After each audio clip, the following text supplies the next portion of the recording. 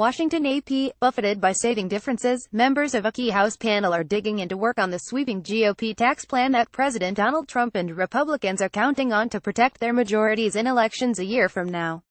The Ways and Means Committee started debating the proposed legislation on Monday with nearly 8 hours of heated argument and accusations. For majority Republicans, the plan would bring needed tax relief to the middle class, kickstart the lagging economy and create jobs. For the Democrats, it's a tax cut bounty for big corporations and the wealthy, and a ham-fisted elimination of benefits relied on by middle-class and low-income people. Late in the day, the panel approved late changes to the bill that were proposed by its chairman, Rep. Kevin Brady of Texas. The revision restored the tax exemption for employees receiving child care benefits from their companies, but also put new requirements on a tax credit used by working people of modest means. The vote for Brady's amendment was 2,416 along party lines. That pattern is likely to hold for votes on other possible GOP amendments through the next 3 days and on the panel's passage of the bill. The changes were the first set of revisions to a nearly $6 trillion plan for the first major revamp of the U.S. tax system in 30 years. Republicans aim to get the complex GOP tax legislation introduced by Thursday and through Congress and to Trump's desk by Christmas.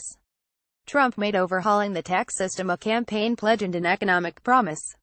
Committee Democrats repeatedly lodged objections to the bill, especially its limits on prize deductions for homeowners and its repeal of the child adoption credit and the deduction for medical expenses. Democrats criticized new, tighter requirements in Brady's amendment for access to the Earned Income Tax Credit, including stricter documenting of children and their ages.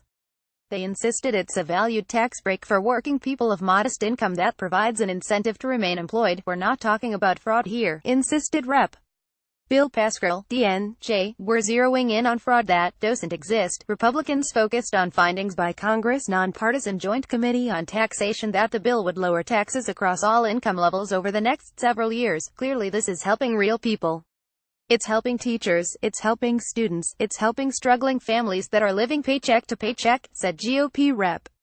Eric Paulson of Minnesota. Democrats returned repeatedly to a section of the same analysis showing taxes would actually go up beginning in 2023 for some 38 million taxpayers, or families making $20,000 to $40,000 a year.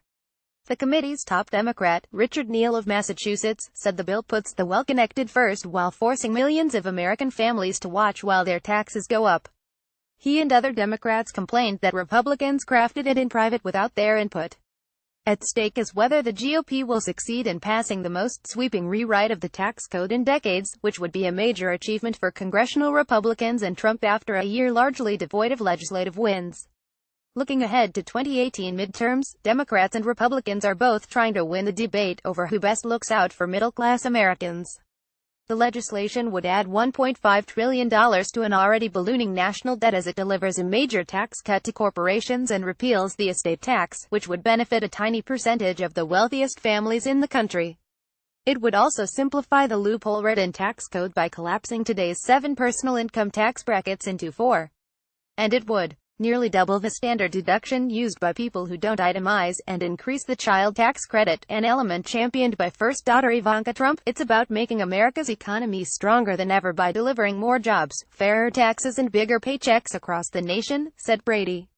After embarrassing failures to make good on years of promises to repeal Obamacare, the tax bill is enthusiastically backed by Trump, House GOP leaders and many rank-and-file Republicans.